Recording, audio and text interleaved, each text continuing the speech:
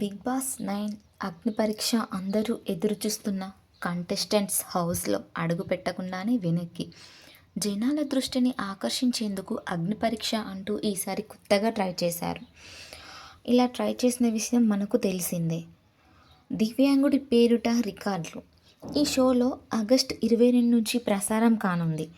అప్పటికి రిలీజ్ చేసిన ప్రోమోలో దివ్యాంగుడు అయిన ప్రసన్న కుమార్తో సలహా పలువురు సోషల్ మీడియా ఇన్ఫ్లుయెన్సర్లు కూడా కనిపించారు. అందులో గంగవ్వ వయసులో ఉన్న మహిళ కూడా ఉంది. మాస్క్ మ్యాన్ అంటూ ఇలా విభిన్న వ్యక్తులు ఉన్నారు. అందరిలోనూ ఆసక్తిని రేకించిన వ్యక్తి ప్రసన్న కుమార్.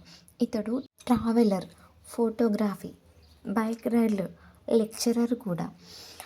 అయితే మ్యారథాన్లో కూడా పరిగెత్తి ఇండియన్ బుక్ ఆఫ్ రికార్డులు దక్కించుకున్నాడు.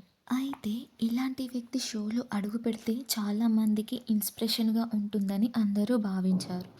అతడు ఖచ్చితంగా బిగ్ బాస్ 9వ సీజన్లో ఉండవలసిందని బలంగా కోరుకున్నారు. కానీ సోషల్ మీడియాలో చక్కర్లు కొడుతున్న సమాచారం ప్రకారం అతడు ఎలిమినేట్ అయ్యాడని వార్తలు వస్తున్నాయి.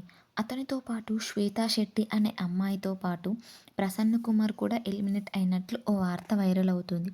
ఇది జనాలు చూసి నిరాశ చెందినట్టు తెలుస్తుంది.